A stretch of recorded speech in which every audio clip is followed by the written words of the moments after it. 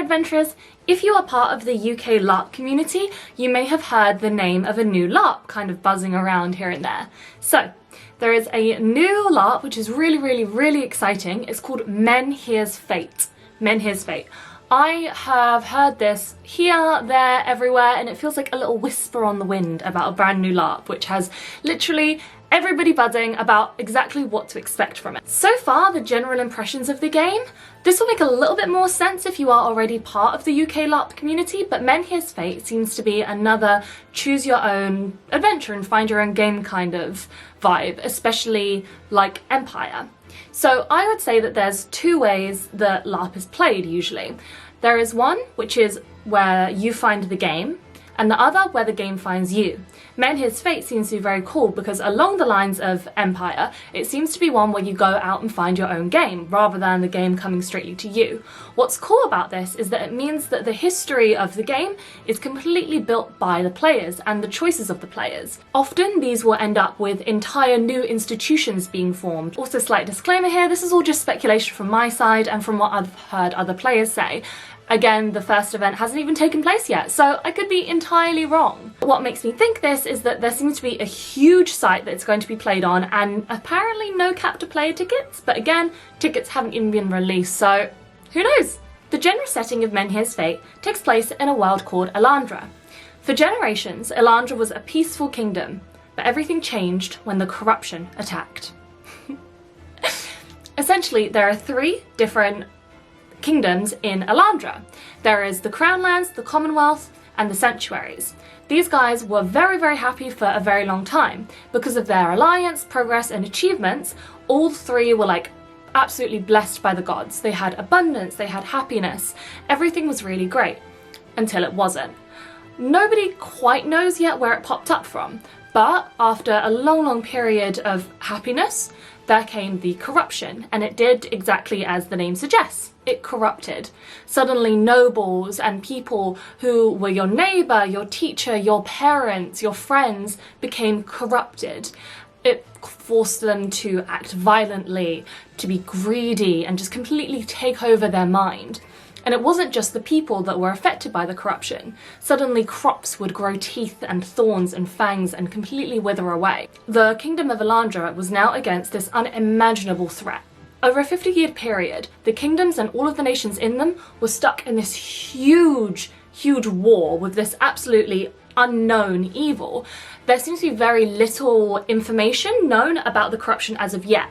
I'm not sure whether we don't have much information yet because it's not released, or if it's more for players to kind of talk about it in-game once the game starts. If I'm telling you in an in-character conversation exactly what I think the corruption is, and you have a completely different idea of it, now it just means that we have this whole I-see interaction, which is actually quite good for gameplay and can get a lot of conversations started about what exactly is this thing. What we do know so far about the corruption is that it has absolutely wiped and decimated entire towns and villages off the map. We know that it takes over people's mind and gives them amnesia. So the nature of it isn't quite clear, where it has come from, what its intentions are. We can only see what its impact has been over the time that it's been this ever-growing present force. The people of Elandra have been completely abandoned by the gods. Where I said before that they bless the nations with abundance, it seems that over the last 50 years they have been completely abandoned. No blessings, no luck, no fortune, and for a long time absolutely no sign of the gods anywhere, which has left a lot of the people in dismay. The gods are a huge part of this game, and there is going to be a huge religious structure. So far we only have the list of the name of the gods and a little bit of how they play in the magic system, but again, not too much yet. I'll definitely put up a more specific video when we do know more about the gods and each god in particular, but I'm really looking forward to that because I think they're going to be hugely wound into the nations as well, which again will get their own video. Actually, the next video will probably be about a breakdown of the nations because I think that deserves a whole video in itself and currently is the biggest piece of information that we have about the game. Okay, right, back to the religious system a second. So, what we know about it so far is that each player begins with something called a faith token. These faith tokens can be used by clerics and paladins, and they can be used to heal corrupted souls, cast big rituals, and can be used to smite down your enemies. So far, it is only the clerics and the paladins who can use these faith tokens, but you give your faith tokens to paladins and clerics.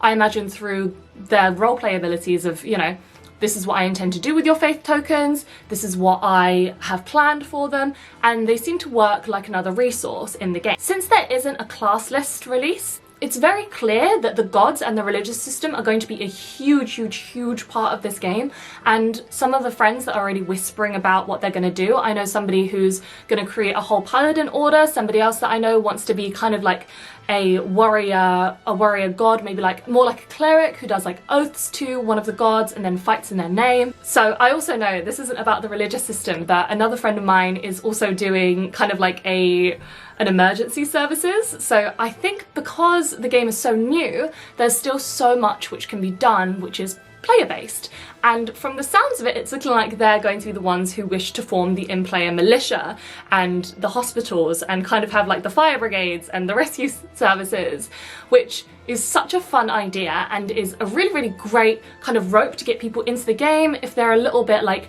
they don't know what to do for a character yet. Is, hey, this guy's creating this entire network, so it's a really great kind of like hand taker for those people who might not know what to play.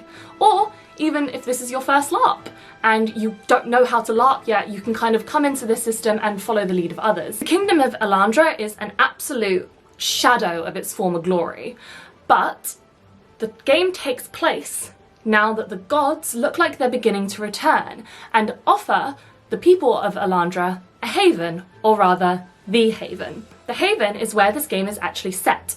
Travellers and adventurers have begun to hear these whispers, and they all begin to feel drawn to this place. They can't exactly explain why, but they just know that they have to go to this place and seek out the haven. This haven is a place which is between two of the territories in the three realms, and adventurers find themselves drawn to it. This is likely by the purpose of the gods. Around the haven, magic flows through it like a river. It's a hugely powerful area. I think the best way to explain it from what I was looking at the magic system is that it seems to be a place where lots of the spheres of magic, which is kind of how you draw your power and draw your magic, seem to be overlapping or are very present, meaning that magic casters can pull from this, I want to call it mana source, but I don't think it is a mana, from this magic source.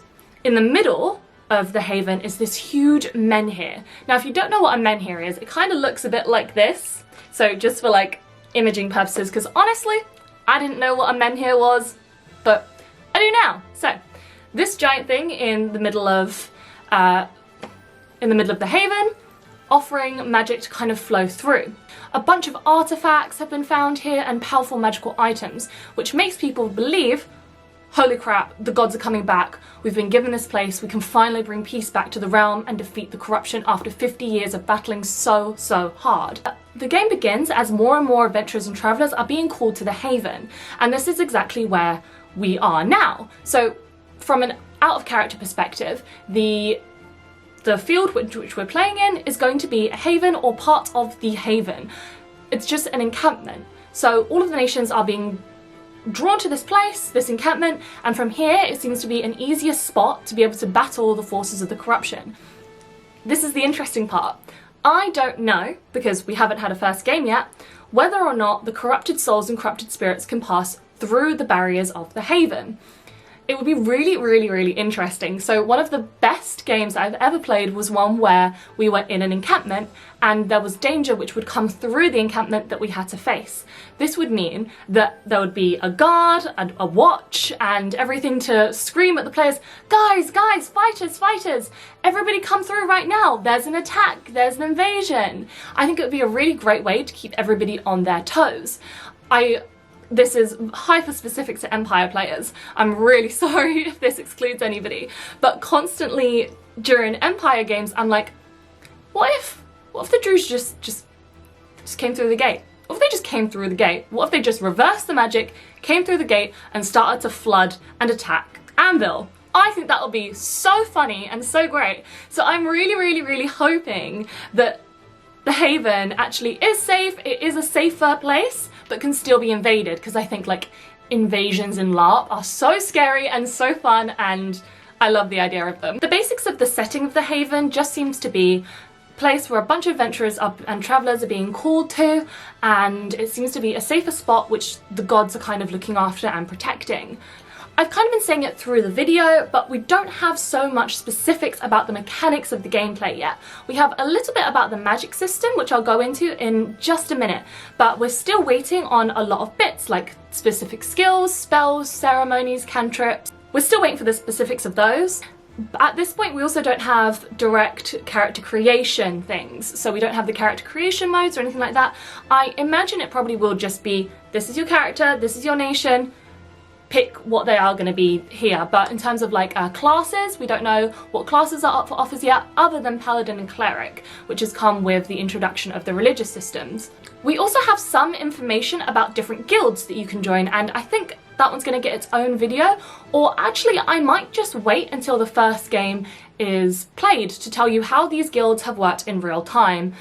The very basic version of the guilds is that they are headed by NPCs, and these are things like banks, hunters guilds, adventurers guilds, things like this, which kind of give you a little bit of game, so you're not entirely going out and finding it all yourself like Empire, which can be so intimidating. You can probably go to these guilds and be able to be given quests, and I have no idea how the guild system's actually going to work, which probably means it's better for me to keep that until the first game has been played. There's also been the basics of the magic system. The magic system is really interesting. So they have played on the element magic system, so we have fire, earth, water, air, and then an additional magic of faith. Only clerics and paladins can use faith, but it seems like magic casters can access the other elements, but looks like they'll specialize in them. Now, each element is in a sphere. So imagine a land, and imagine each one has a dome, and there are overlapping nations in the domes. There are places which are the most powerful for accessing magic, which is where the domes kind of overlap, and then there are kind of magic which flows through of a lot of different kinds. You may be able to level up or have access to more spells depending on what nation you're from and what sphere of magic that nation is in. Again, complete speculation. The specific mechanics have not yet been released, and I cannot say that enough, that other than what I have said about fact lore, the rest of this is just speculation about how the system is going to work. They say that different nations will have access to different elements easier, so for that reason I'm guessing maybe it's like more access to spells, whereas like it may be like a multi-classing kind of thing if you choose a nation which overlaps between two spheres. You could have fire spells and air spells, but only have maybe like levels 1 to 3, whereas like if you specialise in them you can get like 1 to 5. We'll have to see, but that's kind of the vibe that I'm getting.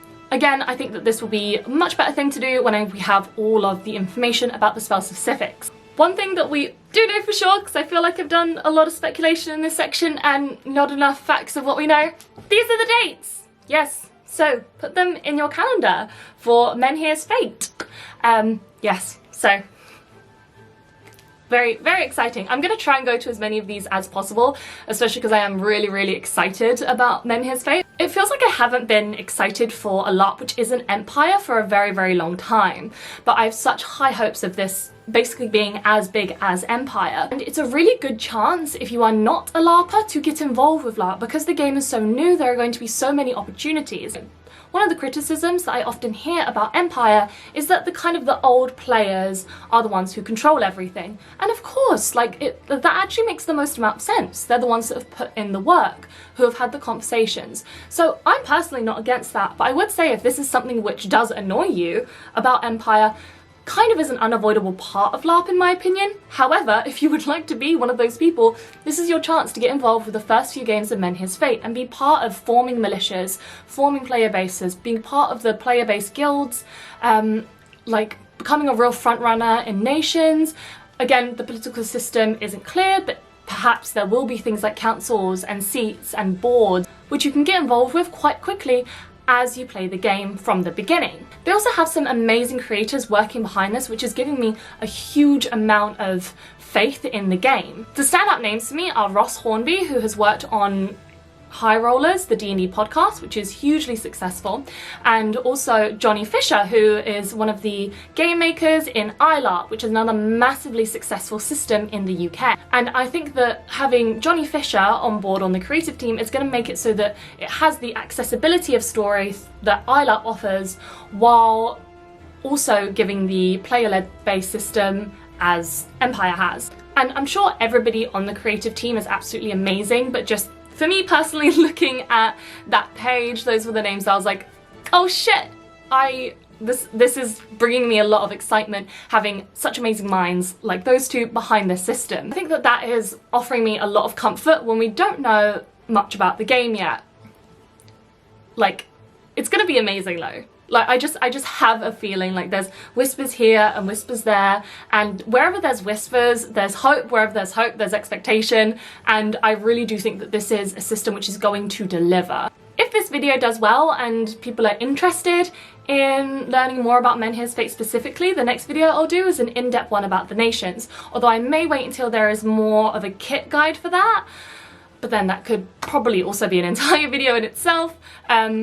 We'll see just what the demand is after this video. Anyway, so I could do an entire breakdown of each nation. There are a lot of nations to choose from, which is amazing, overwhelming, and really like gets the brain tickling in terms of character ideas and the very basic. I also want to do another video on the magic system, but this one I will definitely wait until we have more specifics about spells and ceremonies released. I want to do a whole one about the guild system. I'm going to put the links for Menhir's Fate down below in the description, as well as their Facebook group. Definitely check out both of these things. All of the information that I've just kind of thrown at you is available on their website, and is actually where I got a lot of the information which wasn't speculation from. And if you enjoy LARP content in general, D&D content, or general nerdy things, please do consider subscribing. And please like this video, even if you're not interested in any of those stuff, because it helps a lot. So, please tell me down in the comments what kind of LARP character you're thinking of playing for Menhir's Fate, or what kind of character that you want to play in general, either for LARP or Dungeons and Dragons. I will keep you up to date with all of the news from Menhir's Fate as we find it. Hopefully, if people want that. Okay, bye!